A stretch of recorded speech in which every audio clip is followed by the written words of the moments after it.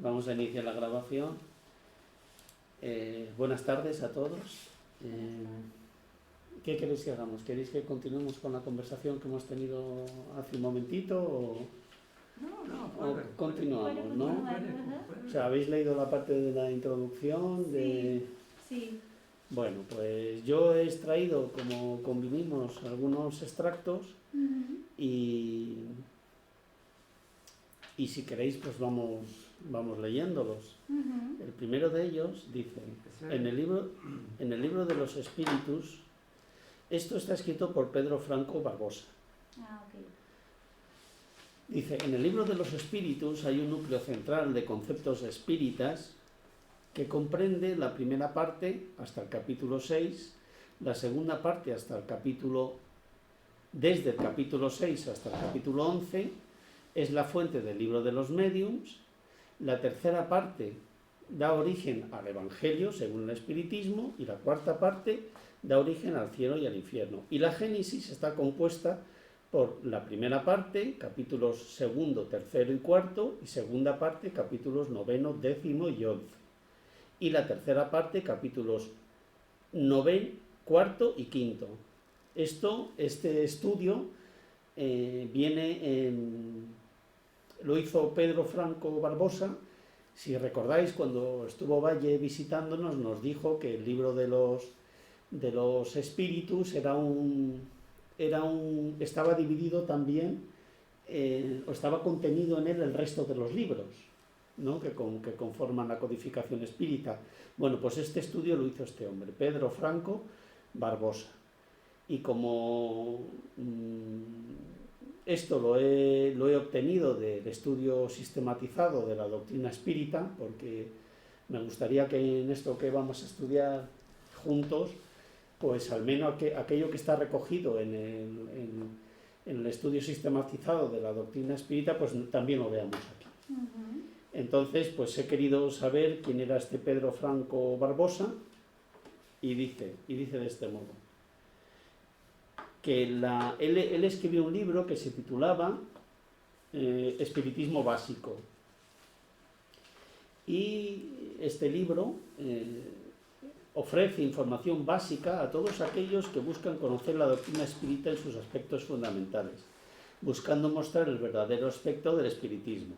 El autor comienza su obra haciendo algunos enfrentamientos principalmente con Umbanda, aclarando así puntos que pueden confundir a los principiantes.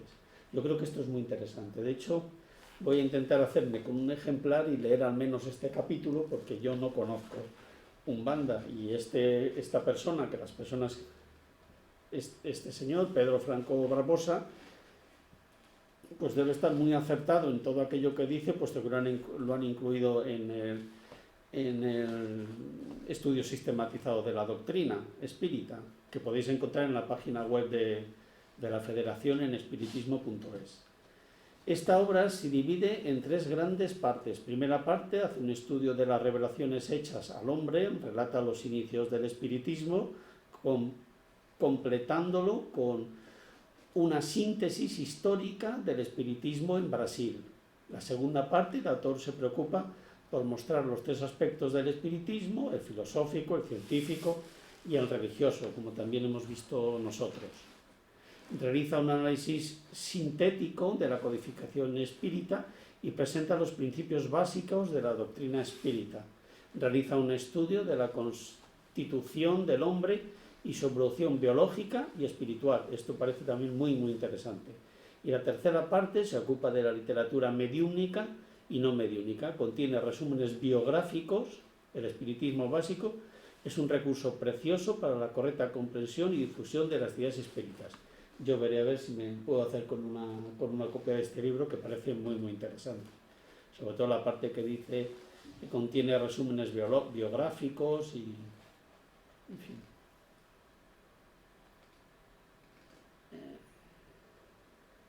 ¿No puedes dar un zoom? Sí, sí. Para Sí, un poco claro. la letra. Ahora sí. Muy bien, Juan, tú sabes de las cosas. Así, mejor, perdona que no me he dado cuenta, ya lo tendré en cuenta, espero que no se me olvide. Si nos vamos ya directamente a la introducción de la Génesis, a mí me ha llamado, de estos 3 párrafos, en cada uno me ha llamado la atención una cosa distinta. Dice, esta nueva obra constituye un paso adelante en el terreno de las consecuencias y las aplicaciones del espiritismo, conforme lo indica su título. Contiene como objetivo el estudio de 3 puntos hasta ahora diversamente interpretados y comentados. La Génesis, los milagros, esto es muy muy interesante, la explicación que hace la Génesis sobre los milagros, ¿no? Porque claro, los milagros son una cosa que normalmente lo que te dicen es que es sobrenatural. Entonces, si las leyes de Dios son inmutables, ¿cómo es que Él mismo se salta su propia ley? Eso, la razón nos parece que nos dice que no tiene mucho sentido, ¿no? Pues aquí vamos a ver cuál es la explicación desde el punto de vista racional que se da a los milagros.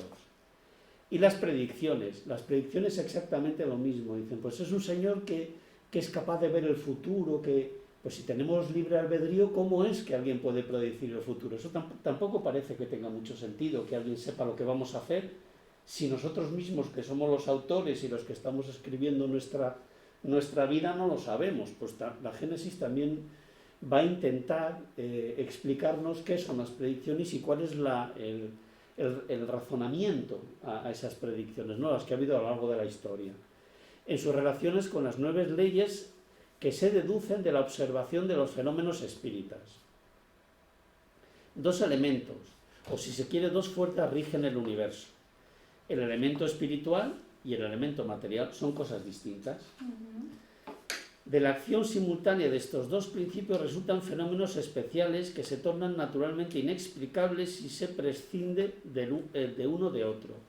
Del mismo modo que la formación del agua sería inexplicable si no se tomara en cuenta uno de sus elementos constituyentes, el oxígeno y el hidrógeno.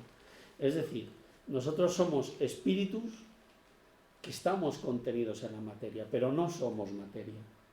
Estamos en un entorno de prueba, en un entorno idóneo para nuestro progreso, pero somos cosas distintas. La materia va por un lado, el espiritismo va por otro. Vimos el otro día que en el siglo XIX se dieron muchísimos fenómenos, o sea, muchísimos avances científicos. Eso lo veremos en otro párrafo más adelante, pero esta comunicabilidad con los espíritus constituye en sí mismo un avance científico mucho más grande que todos los demás, porque los demás lo que hacen es hacer avanzar la ciencia en sí misma. Descubro la aspirina, descubro la anestesia, descubro la corriente alterna.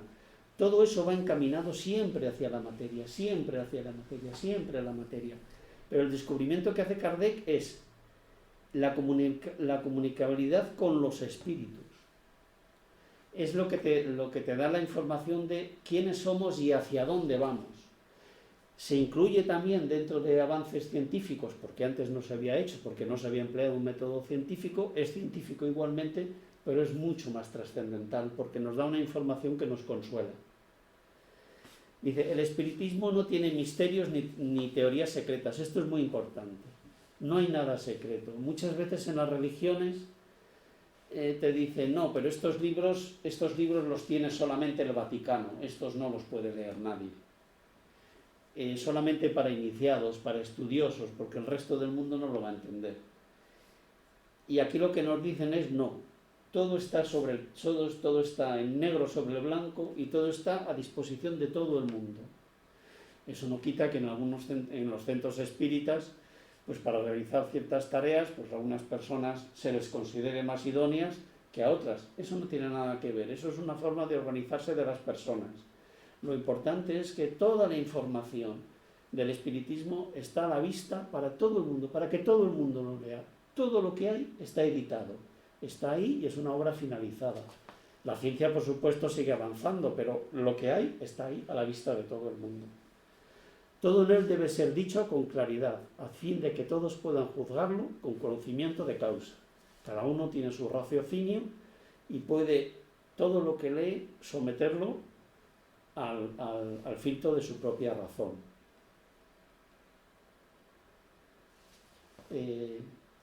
¿Algún comentario, alguna cosa que ¿Qué queráis decir o continuamos? Ay, eso me parece muy reconfortante para mí, por lo menos que tengo esta origen católica, porque muchas veces preguntábamos, pero ¿cómo ha sido eso? Y simplemente tendríamos que aceptar. Eso me parece muchísimo más, esa fe raciocinada. Para mí es muchísimo interesante porque cuando une la ciencia y el espiritismo, uno complementa el otro. Entonces, para mí personalmente, me da mucha seguridad, así, mucho confort. Entonces, el espiritismo creo que es una ciencia, una filosofía, una religión que sea, que ha venido justamente para traer esto lo que faltaba, porque las otras, mi religión católica, otras religiones, a veces no tenían todas las explicaciones. Entonces yo he apuntado aquí también eso del espiritismo.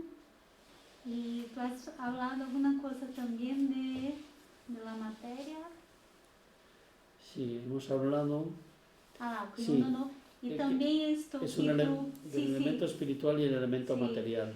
y tú has dicho también sobre que no hay secreto, aunque yo, hablando con la gente, percibo que hay muchísima dificultad en interpretar los libros espíritas, una vez que han sido escritos por intelectuales del siglo XIX. La gente tenía muchísimo conocimiento intelectual, entonces creo que eso es muy difícil, claro.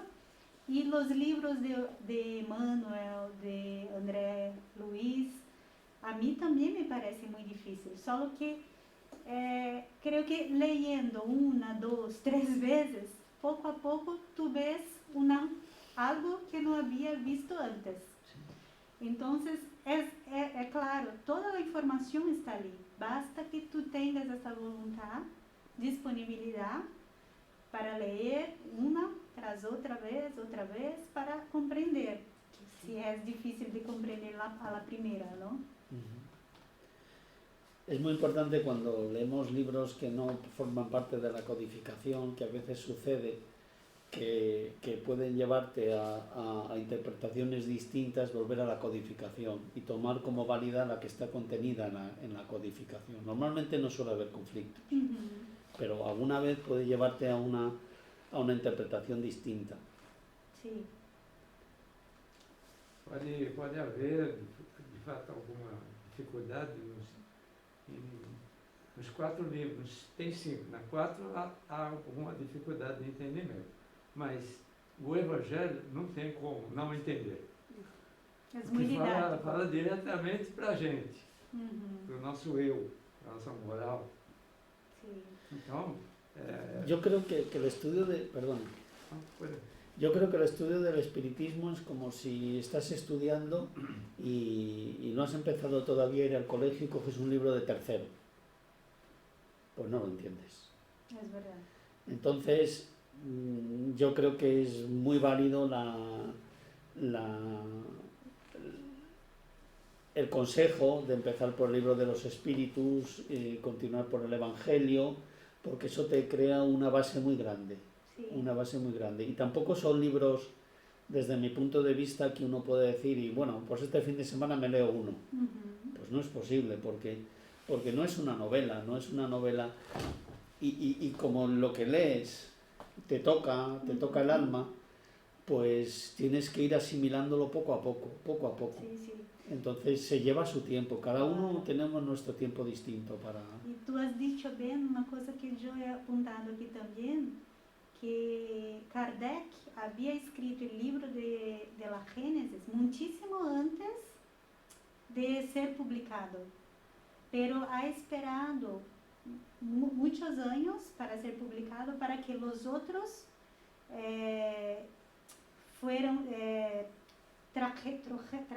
aposentando en el conocimiento de las conceptos, y los conceptos fueron siendo propagados por la gente y más aceptados, para después venir a Génesis con algo como temas tan polémicos como milagros, predicciones, ¿no? Entonces, eso que tú has dicho, realmente, quien quiere empezar, es mejor empezar por Evangelio, Libro de los Espíritus y en la secuencia la Génesis, porque tiene conceptos más polémicos y más difíciles de ser. Sí, de hecho esto dio lugar a la quema de, ¿no?, más de 300 libros, creo que se quemaron en Barcelona y claro, la Iglesia contra esto pues se rebeló. Sí, sí. Es lo que aconteció. Los principios, yo creo, nada que nos haga salir de nuestra zona de confort, tanto como sociedad como individualmente, es fácil. O sea, nos acostumbramos hasta dónde está la llave de la luz. Sí. Te cambian la llave de la luz y tú vuelves a entrar en la habitación y quieres dar la llave donde estaba. Entonces, siempre que te cambian algo en tu vida, hay resistencia a cambiar, ¿no? Pero a lo que nos invitan es a que lo hagamos, a que venzamos esa resistencia. Y algo que a mí me parece muy interesante de este libro, del concepto, de lo que nos trae, es que, así como tú decías, es que todo no lo teníamos que aprender por la fe. Si preguntabas algo, pues es que era un acto de fe, y si no crees, pues es que no tienes fe suficiente. Bueno, pues algo que nos dice este libro también es que Dios nos considera maduros para entender las cosas por nuestro propio raciocinio. Es decir, yo te doy aquí los textos, léelos y luego reúnete, ¿no? Dijo, cuando 2 o más se reúnan en mi nombre, yo estaré con vosotros. Pues luego reúnete, que yo estaré con vosotros y yo os ayudaré. Eso es lo que nos dice. Y eso es lo que estamos haciendo, ¿no? Nosotros que estamos aquí encarnados y todos los demás espíritus desencarnados, que también ojalá les ayude esto que hacemos. Seguramente. ¿Continuamos? Sí. Dice la Génesis. Bueno, si quieres leerte un poquito y así no... quitar esto. La Génesis, publicado en enero de 1868 con el nombre de La Génesis, los milagros y las predicciones según el espiritismo. Este libro cierra el ciclo de las obras de la codificación espírita, 1857, cuando ha sido lanzado el primero, ¿no? Sí. El libro de los espíritus, o sí. Evangelio, libro de los espíritus, y 1868. En su portada consta que la doctrina espírita es el resultado de la enseñanza colectiva y concordante de los espíritus. La ciencia es convocada a constituir la génesis de acuerdo con las leyes de la naturaleza. Dios da pruebas de su grandeza y su poder por medio de la inmutabilidad de sus leyes y no por su abrogación. Bueno, lo que viene a decir, y no porque te las puedas saltar. Vale. Para Dios, el pasado y el futuro son el presente. El objeto de esta obra es, según lo indica su título, el estudio de 3 puntos, a saber, la Génesis propiamente dicha, desde el capítulo 1 al 12, los milagros desde el capítulo 13 al 15, y las predicciones desde el capítulo 16 al 18. La Génesis introducción. Eso es. Por un lado nos está diciendo que es una enseñanza colectiva y concordante. Eso lo estudiábamos cuando veíamos la introducción al espiritismo, que lo que Kardec lo hizo haciendo las mismas preguntas en muchas mesas mediúnicas distintas que no tenían comunicación entre sí. Cuando la comunicación era concordante, lo daba por bueno. Y el método, y dice, la ciencia es convocada. ¿Por qué la ciencia? Porque lo hizo con un método científico. Experimentos, ¿no? De probar primeramente en la revista científica divulgava e provava se aquilo era consolidado com outros experimentos de outras pessoas e se aquilo não cambiava, consideraba. Como... Era una labor muy grande, muy fatigosa. Hablamos de sus leyes, de las leyes de... Bueno, aquí hablamos de las... No hablamos directamente de la naturaleza, pero nos vamos a encontrar muchas veces en el libro con que nos habla de las leyes de la naturaleza. Y para que sepamos, estemos todos en el mismo punto de qué es eso de las leyes de la naturaleza, pues entonces lo he incluido aquí, para que lo podamos ver. Si quieres, lo lees. Las leyes de la naturaleza son proposiciones que enuncian fenómenos constantes. Se las considera constantes porque se ha descubierto que se repiten en una variedad de circunstancias y condiciones. Es decir, que si tú haces una prueba 2 veces con las mismas condiciones, el resultado es el mismo. Seguimos. La formulación de las leyes se basa en observaciones empíricas de fenómenos naturales que permiten sacar conclusiones sobre la invariabilidad y predictibilidad de las mismas.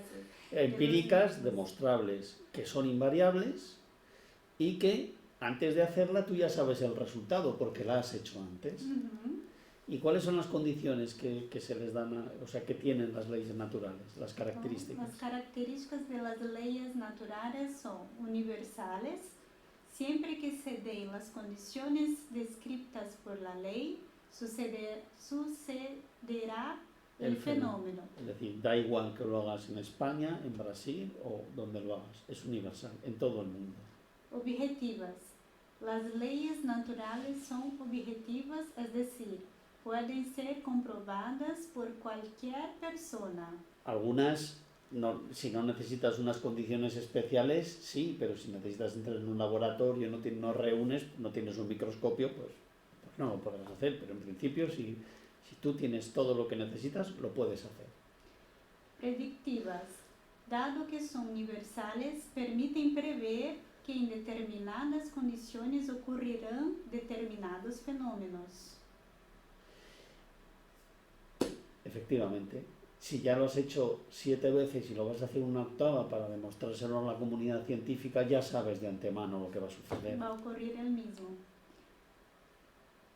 Algunas leyes llevan el nombre del científico que descubrió ese fenómeno, como Newton, Kepler o Mendel. Pues he buscado alguna información, de Newton lo conocemos, ¿no? Por la gravedad, ¿no? Pero bueno, hizo muchas más cosas. Fue físico, teólogo, inventor, alquimista, matemático, en fin, un montón de cosas. El hombre, la verdad es que creo que aquí hay una frase muy bonita que dice: el matemático y físico Joseph Louis Lagrange, que vivió entre los años 1736 y 1813, dijo que Newton fue el más grande genio que ha existido y también el más afortunado, dado que solo se puede encontrar una vez un sistema que rija el mundo. Porque él descubrió, a ver si lo encuentro por aquí.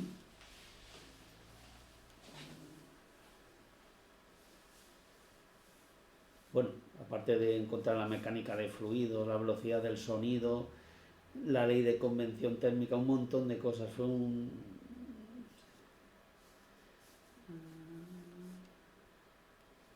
el cálculo infinitesimal, la gravitación universal. universal. ¿Espírita o no? No tenía esa clasificación. Pues yo en alguna presentación de algún compañero lo he visto, ahora que lo dices. Pero yo no te puedo dar una respuesta, lo puedo mirar. Pero no te puedo dar una respuesta. No sé decirte por qué algunos compañeros en alguna presentación que he visto lo han incluido. A ver si lo encuentro. Se refiere este hombre a que descubrió creo que fue algo relacionado con el movimiento, la ley de gravitación universal, ya lo hemos dicho, pero no lo encuentro por aquí. El movimiento de los planetas hizo grandes avances. Bueno, Kepler, vamos a pasar a Kepler. Kepler es astrónomo y matemático alemán que descubrió las leyes sobre el movimiento de los planetas en su órbita alrededor del Sol. Y bueno, y Mendel, que estudiaba semillas y que descubrió la genética, las leyes de Mendel que dan origen a la herencia genética. Pero bueno, son solo 3 ejemplos, ¿no? Y estos además son los 3 del siglo XVII. Antes. Sí, son anteriores, incluso este es del siglo XVI, XVI-XVII. Como se ve, bueno, en los países en los que en aquellos años estaba la Inquisición, pues bueno, pues como le pasó a Galileo, por ejemplo, pues le hicieron desdecirse de la teoría copernicana. Y, bueno, pues en estos países pues tenían más libertad a la hora de poder compartir con la comunidad científica sus descubrimientos. ¿Seguimos un poquito más? ¿Tú? O tú, lo que tú prefieras. Si a ti te gusta leer. El objeto de esta obra es, según lo indica su título, el estudio de 3 puntos, a saber, la Génesis... Ah, sí, mira, esto lo he copiado 2 veces. Pero bueno, lo podemos volver a leer. Vale.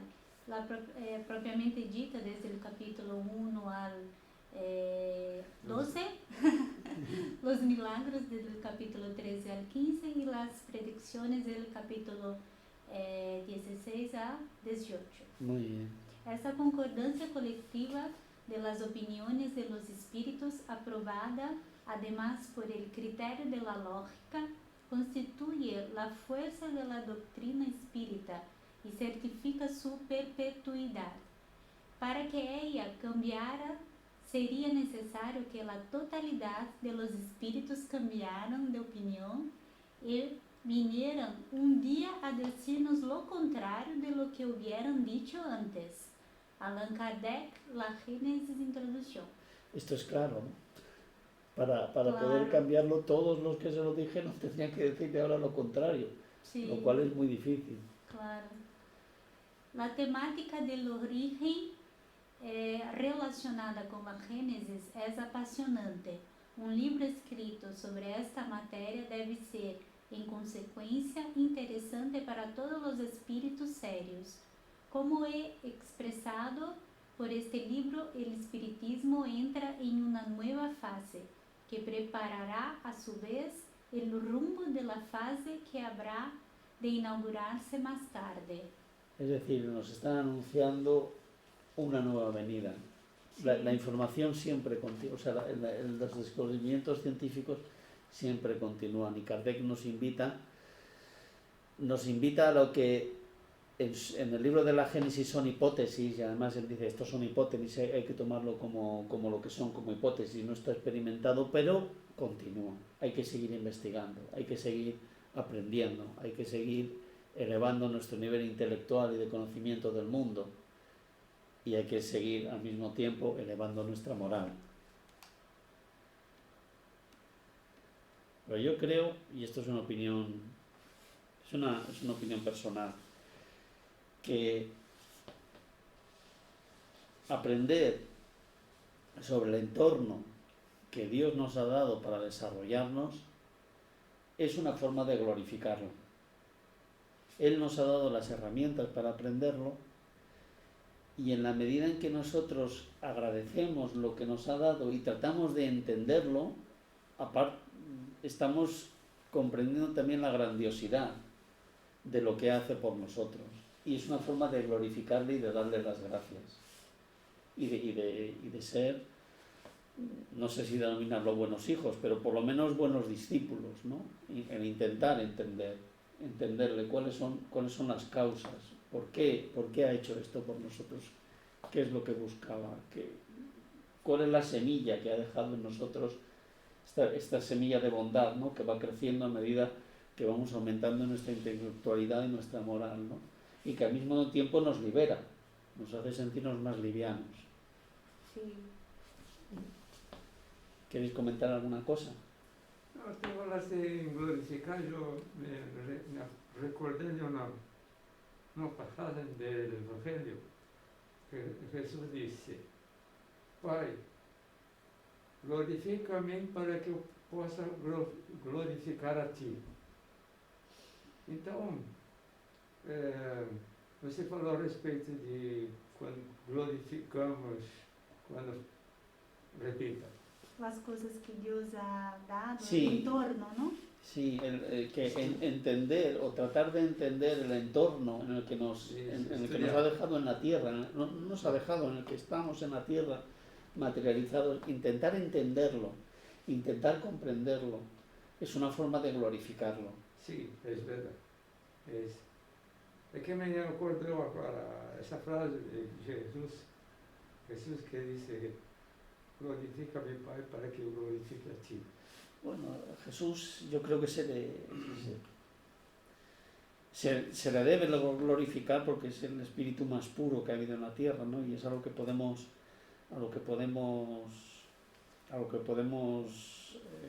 aspirar. Yo particularmente veo que es mucho más de lo que podemos aspirar, ¿no? Porque creo que en los libros de André Luis nos habla de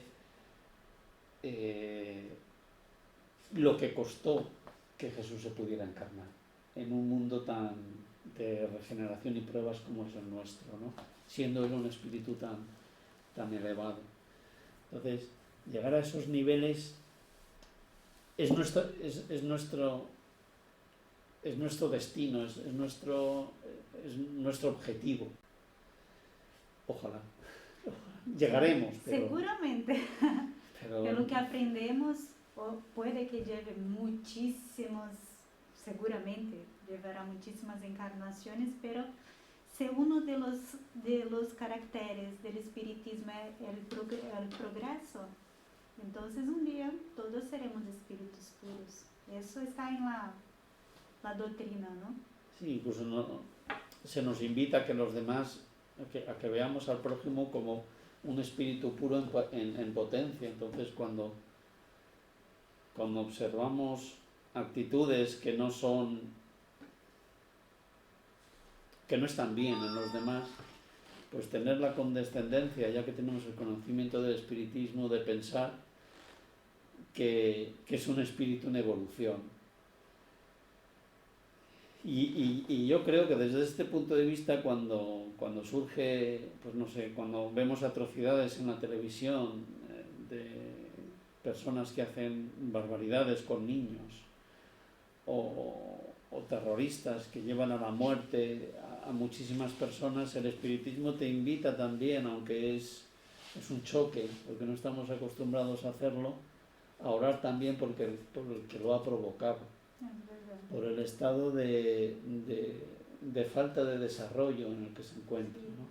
Creo que el señor Wilson ha comentado eso en algún estudio que hemos hecho, que para orarnos que nadie se acordaba de los terroristas de las torres.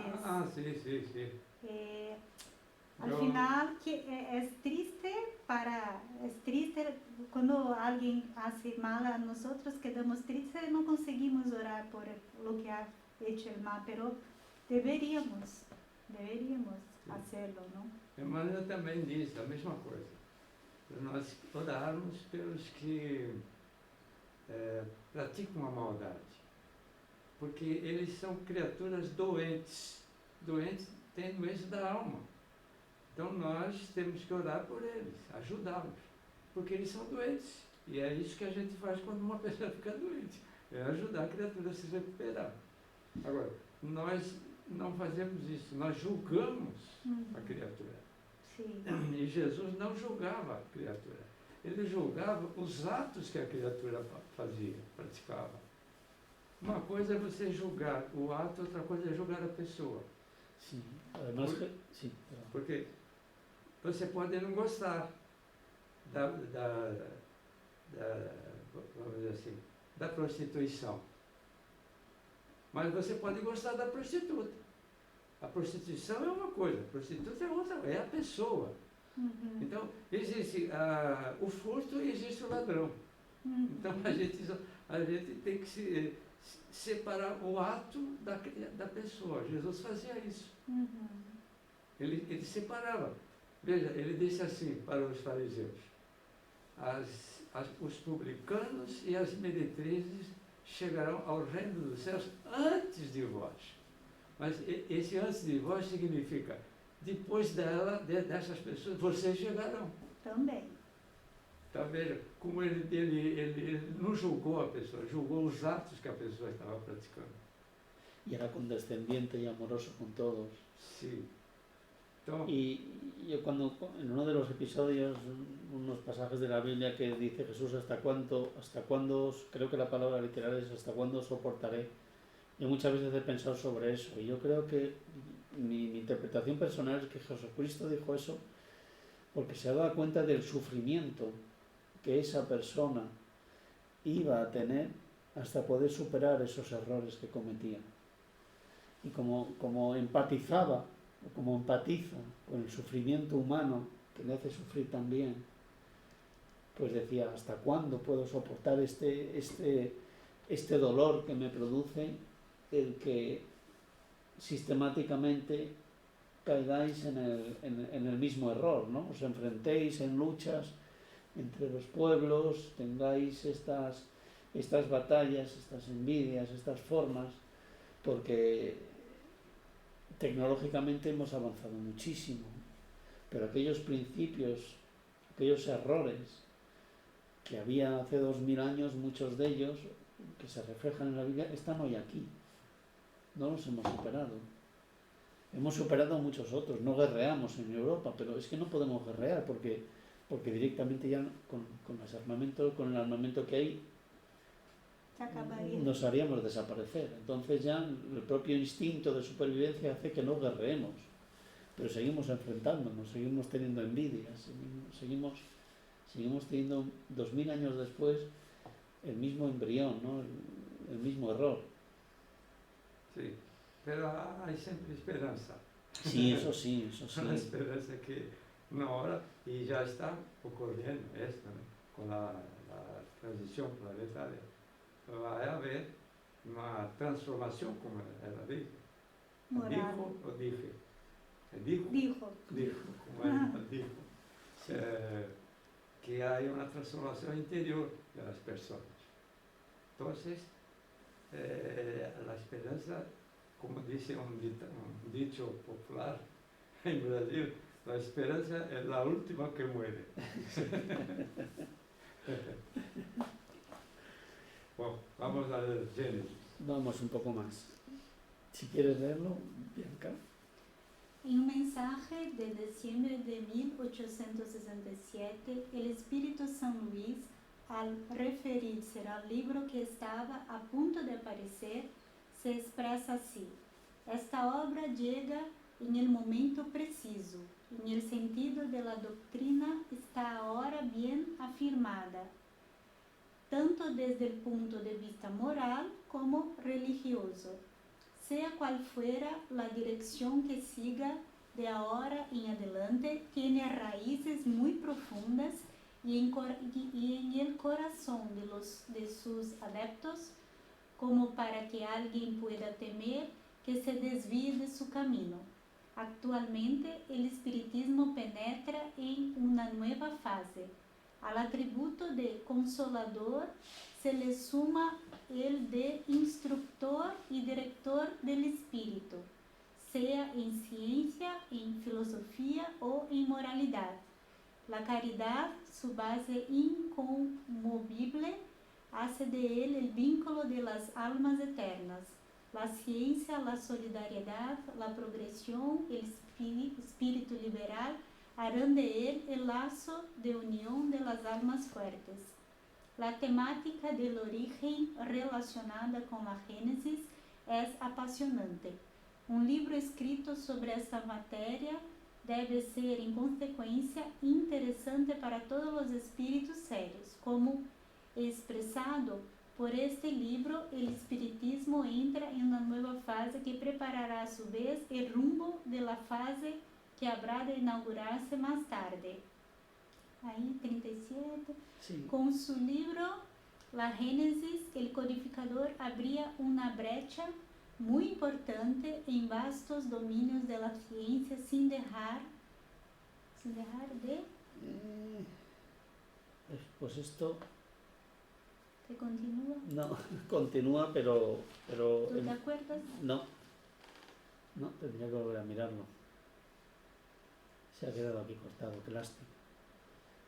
Bueno, pues esto está extraído de estos dos autores, de Bantul Zeus y Thyssen y Francisco, o sea, de Zeus Bantul y Francisco Thyssen, ¿no? Que está en el capítulo 1 de las obras espíritas de Kardec. Y el primero de ellos, Zeus Bantul, pues tiene una vasta obra de volúmenes, y el educador y el codificador, en autoría con este otro, con Francisco Thyssen, nos relata en esta excelente bibliografía que el educador Rivail tradujo al idioma germánico fragmentos de autores clásicos de Francia, especialmente textos del gran escritor francés Fenelon. François de Saligue, es que yo no hablo francés. Yo tampoco. Que posteriormente sería uno de los exponentes de la codificación, como seguramente el señor Wilson sabe muy bien. Y con esto damos por finalizado la introducción. El próximo día, si os parece bien, podemos prepararnos el capítulo 1. Vale. Porque estaba dudando, digo, empezamos con el cielo y el infierno, pero no, digo, ya llevamos varios días de introducción, vamos a empezar. Podríamos, por ejemplo, terminar el capítulo 1 y después empezamos con cielo e infierno. ¿Qué te parece? Me parece muy bien.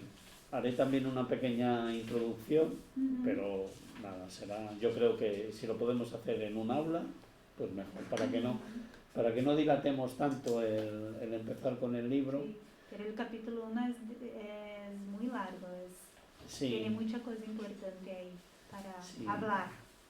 ¿Vosotros pensáis que da tiempo para leer el capítulo 1 de aquí al próximo? Yo ya he leído. Sí, pues ya está.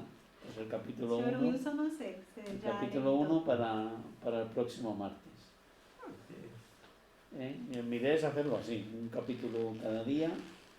Tenemos una semana entera para leer un capítulo.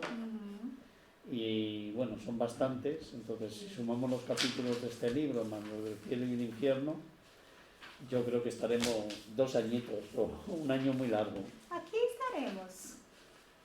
No pasa nada. El capítulo primero es extenso. Es extenso, sí, es el más extenso que tiene. Por eso digo que probablemente un solo estudio, un día para él es demasiado. Será poco. Bueno, pues sea corto. Como no tenemos prisa, le dedicaremos el tiempo que requiera. Porque tiene mucha cosa importante. No tenemos ninguna prisa. Sí. Lo leemos y... Sí.